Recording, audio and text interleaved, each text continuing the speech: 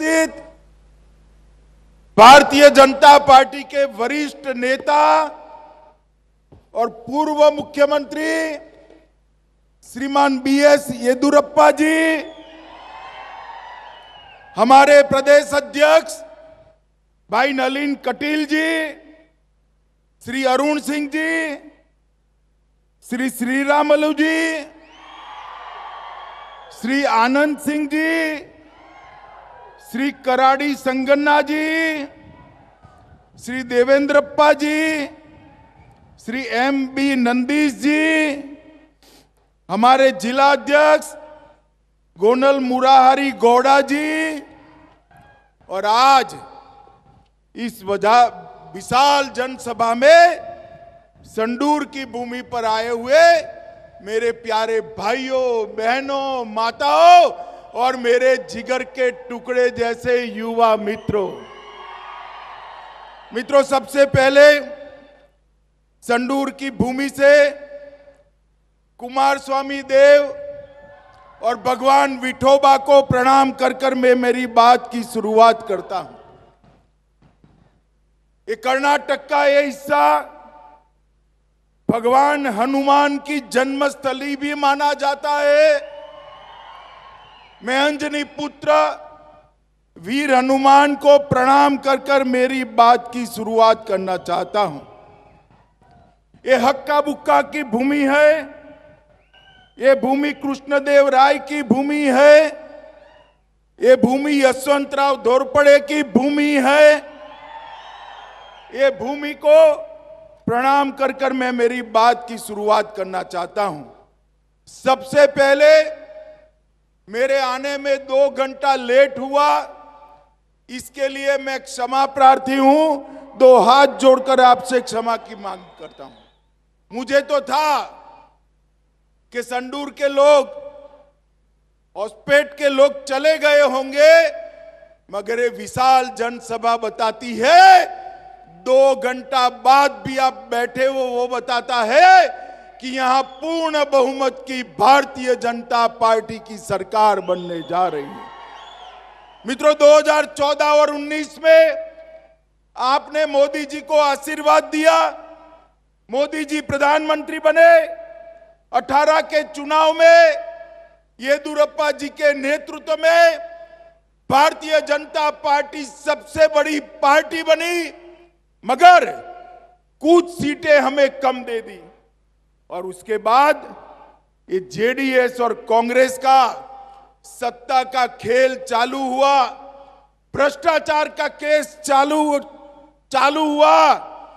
ये कांग्रेस और जेडीएस दोनों परिवारवादी पार्टियां हैं। मित्रों, लोकतंत्र में परिवारवादी पार्टियां कभी जनता का, गरीब का कल्याण नहीं कर सकती। मित्रों, आज मैं आपको बताने आया हूं कि यहां पर भारतीय जनता पार्टी पूर्ण बहुमत के साथ आपका आशीर्वाद प्राप्त करने के लिए लड़ रही है। आज मैं कर्नाटक की जनता को बताने आया हूं, जेडीएस को दिया हुआ एक वोट, जेडीएस को दिया हुआ एक वोट कांग्रेस पार्टी के पास जाने वाला है, और कांग्रेस पार्टी को दिया हुआ एक वोट सिद्धरामैया और उनकी एटीएम सरकार, जो दिल्ली का एटीएम थी, भ्रष्टाचार करती थी, उसको जाने वाला है। मित्रों, आज मैं कहने आया हूं, मोदी जी के नेतृत्व में देश को सुरक्षित करने वाली भारतीय जनता पार्टी एक और है, और दूसरी ओर राहुल बाबा के नेतृत्व में टुकड़े टुकड़े गैंग के साथ जुड़ी हुई कांग्रेस पार्टी। ये दोनों के बीच में आपको तय करना है। मित्रों, मैं कर्नाटक में आया हूं, मैं आपको कहने वाला आया हूं, पीएफआई पर नरेंद्र मोदी जी ने बैन लगा दिया, पीएफआई को बंद कर दिया। मुझे बताइए मित्रों, पीएफआई पर बैन करना चाहिए या नहीं करना चाहिए? जोर से बोलो, करना चाहिए या नहीं करना चाहिए? ये जब कांग्रेस की सरकार थी तब पीएफआई पर 1700 से ज्यादा केस वापिस लेने का काम किया था। ये नरेंद्र मोदी सरकार, आप मुझे बताओ भाई, अयोध्या में राम मंदिर बनना चाहिए या नहीं बनना चाहिए? जोर से बोलो, बनना चाहिए या नहीं बनना चाहिए? सालों से कांग्रेस पार्टी इसको अटका रही थी, लटका रही थी, भटका रही थी। नरेंद्र मोदी जी को आपने 19 में प्रधानमंत्री बनाया। मोदी जी ने राम मंदिर का शिलान्यास कर दिया और भव्य राम मंदिर बनने जा रहा है। मित्रों, देश को सुरक्षित करना चाहिए या नहीं करना चाहिए? जोर से बोलो, करना चाहिए या नहीं करना चाहिए? इस सालों से कांग्रेस पार्टी, सोनिया और मनमोहन सिंह 10 साल तक रहे, कई सारे हमले हुए, पाकिस्तान के कोई जवाब नहीं दिया जाता। मोदी जी की सरकार बनी, मोदी जी ने उस वक्त भी पाकिस्तान ने हमला किया उरी और पुलवामा पर। 10 ही दिन में सर्जिकल स्ट्राइक और एयर स्ट्राइक कर पाकिस्तान के घर में घुसकर आतंकवादियों का सफाया कर दिया। माताओं, भाइयों, बहनों, मोदी जी ही देश को सुरक्षित कर सकते हैं, मोदी जी ही देश को समृद्ध कर सकते हैं।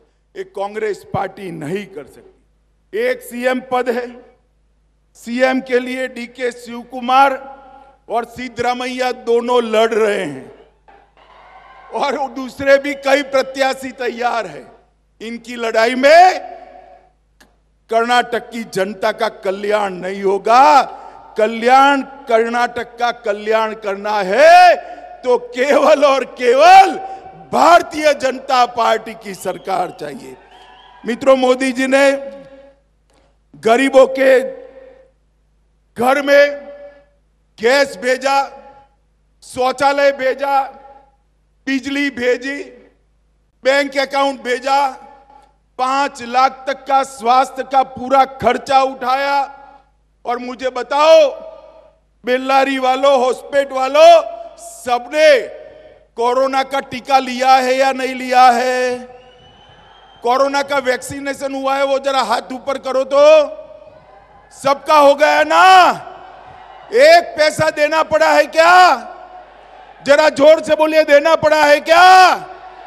मोदी जी ने 130 करोड़ लोगों को फ्री ऑफ कॉस्ट कोरोना का टीका लगाकर कर्नाटक को कोरोना से सुरक्षित कर दिया है।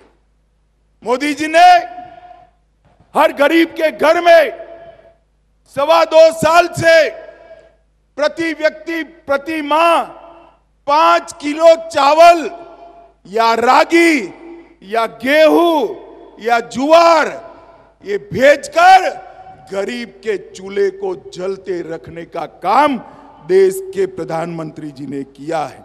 मित्रों, बेल्लारी जिले को भारतीय जनता पार्टी की सरकार ने डीएमएफ ग्रांट 2000 करोड़ दी, 13,000 करोड़ रुपया पूरे कर्नाटक में डिस्ट्रिक्ट मिनरल फंड का दिया। लगभग 59 जिलों को भरने के लिए 1300 करोड़ रुपए की लागत से इसको आगे बढ़ाया। 60,000 लोगों के घर में जल से नल भेजा। इसके साथ साथ हर किसान को प्रति साल 6,000 रुपया। भैया बैठ जाओ, कुछ नहीं हुआ है, बैठ जाओ, बैठ जाओ, बैठ जाओ, पीछे बैठ जाओ, सारे लोग बैठ जाइए। हर किसान को 6,000 रुपया प्रति साल भेजकर मोदी जी ने गरीब किसान का काम करने का किया है। येदियुरप्पा जी की पहले सरकार थी, अब बोम्बाई जी की है। 9 लाख दुग्ध उत्पादकों को 1644 करोड़ रुपया दिया। खाद में सब्सिडी 140% बढ़ाई। सूक्ष्म सिंचाई योजना 1100 करोड़ रुपए की लागू की और एमएसपी के अंदर भी ढेर सारे बढ़ोतरी की। माताओं, भाइयों, बहनों, मैं अंत में एक ही बात करना चाहता हूं, आप मुझे बताइए ये कश्मीर हमारा है या नहीं है? जोर से बोलिए, है या नहीं है? ये कश्मीर के अंदर से धारा 370 जानी चाहिए थी या नहीं जानी चाहिए थी? ये कांग्रेस पार्टी, ये जेडीएस, ममता, समता, एसपी, जेडीयू, ये सारे कहते थे 370 नहीं जानी चाहिए। मोदी जी ने कलम के एक झटके से धारा 370 को हटाकर हमेशा के लिए कश्मीर को भारत के साथ जोड़ने का काम हमारे नेता नरेंद्र मोदी जी ने किया है। अरे राहुल बाबा कहते थे खून की नदियां बह जाएगी। राहुल बाबा, खून की नदियां छोड़ो, किसी की कंकर चलाने की हिम्मत नहीं हुई है, कंकर चलाने की हिम्मत नहीं हुई है। ये भारतीय जनता पार्टी की सरकार है। माताओं, भाइयों, बहनों, मैं आपको कहकर जाता हूं, एक बार मोदी जी पर भरोसा करिए, एक बार येदियुरप्पा जी पर भरोसा करिए।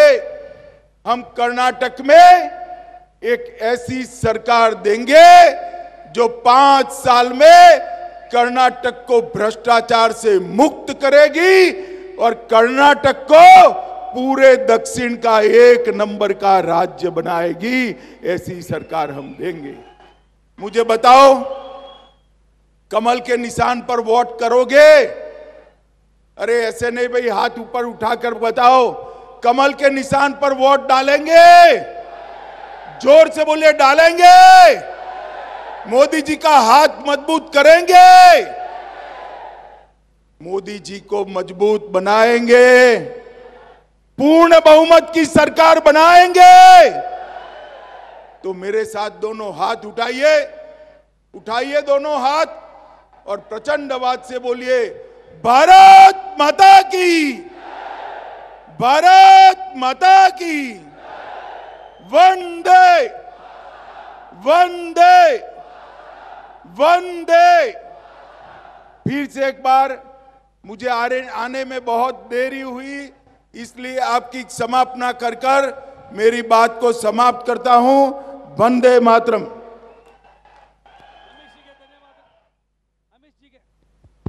ಅಮಿತ್ ಜಿಗೆ ಧನ್ಯವಾದಗಳು. ಈಗ ಬಳ್ಳಾರಿಯ ಜಿಲ್ಲೆಯ ವತಿಯಿಂದ ನಮ್ಮ ಅಮಿತ್ ಜಿ ಅವರಿಗೆ ಸನ್ಮಾನ ಕಾರ್ಯಕ್ರಮವನ್ನು ಮಾಡಬೇಕು ಅಂತೇಳಿ ವಿನಂತಿಯನ್ನು ಮಾಡ್ತೀನಿ. ದಿವಾಕರ್ ಅವರು, ಶ್ರೀರಾಮುಲು ಅವರು, ಅದೇ ರೀತಿ ಅಜಯ್ ಮಂದನ್ ಅವರು, ನಮ್ಮ ಮಹಾರಾಜರಾಗಿರ್ತಕ್ಕಂಥ ಕಾರ್ತಿಕೇಯ ಗೋರ್ಪಡೆ ಅವರು ಅಮಿತ್ ಶಾಜಿ ಅವರಿಗೆ ಸನ್ಮಾನ ಕಾರ್ಯಕ್ರಮವನ್ನು ನೆರವೇರಿಸ್ತಾರೆ. ಅದೇ ರೀತಿ ನಮ್ಮ ರಾಜ್ಯದ ಅಧ್ಯಕ್ಷರಿಗೆ ಸನ್ಮಾನವನ್ನು ಮಾಡಬೇಕು. ನಮ್ಮ ಜಿಲ್ಲೆಯ ಪ್ರಧಾನ ಕಾರ್ಯದರ್ಶಿಗಳಾಗಿರ್ತಕ್ಕಂಥ ಅನಿಲ್ ನಾಯ್ಡು ಅವರು ಮತ್ತು ಅವರ ತಂಡ, ಅದೇ ರೀತಿ ಮಾಜಿ ಮುಖ್ಯಮಂತ್ರಿಗಳು, ನಮ್ಮೆಲ್ಲರ ರೈತ ನಾಯಕರು, ಹೋರಾಟಗಾರರಾಗಿರ್ತಕ್ಕಂಥ ಯಡಿಯೂರಪ್ಪಾಜಿ ಅವರಿಗೆ ಶಿವಶಂಕರ ರೆಡ್ಡಿ ಅವರು ಮತ್ತು ಅವರ ತಂಡ ಸನ್ಮಾನವನ್ನು ಮಾಡಬೇಕು ಅಂತೇಳಿ ವಿನಂತಿಯನ್ನು ಮಾಡ್ತೀನಿ. ಅದೇ ರೀತಿ ಅರುಣ್ ಸಿಂಗ್ ಜಿ ಅವ್ರಿಗೂ ಕೂಡ ನಮ್ಮ ಸನ್ಮಾನವನ್ನು ಮಾಡಬೇಕು ಅಂತೇಳಿ ನಮ್ಮ ಶಿವಶಂಕರ ರೆಡ್ಡಿ ಅವರಲ್ಲಿ ವಿನಂತಿಯನ್ನು ಮಾಡ್ತೀನಿ.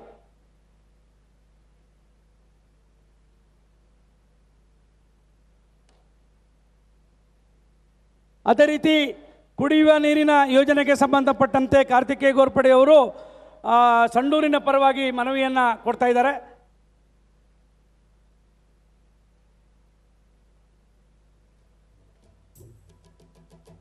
ಎಲ್ಲರೂ ಕೂಡ ಪಕ್ಕದಲ್ಲಿ ಊಟದ ವ್ಯವಸ್ಥೆ ಇದೆ. ಎಲ್ಲರೂ ಕೂಡ ಶಾಂತ ರೀತಿಯಲ್ಲಿ ಊಟವನ್ನು ಮುಗಿಸ್ಕೊಂಡು ಶಾಂತಯುತವಾಗಿ ನಮ್ಮ ಜಾಗಕ್ಕೆ ತೆರಳಬೇಕು ಅಂತೇಳಿ ವಿನಂತಿಯನ್ನು ನಾನು ಮಾಡ್ತೀನಿ. ಮತ್ತು ಸುರಕ್ಷಿತವಾಗಿ ನಮ್ಮ ಹಳ್ಳಿಗಳಿಗೆ, ನಮ್ಮ ಊರುಗಳಿಗೆ ನೀವೆಲ್ಲರೂ ತೆರಳಬೇಕು ಅಂತೇಳಿ ವಿನಂತಿಯನ್ನು ಮಾಡ್ತೀನಿ.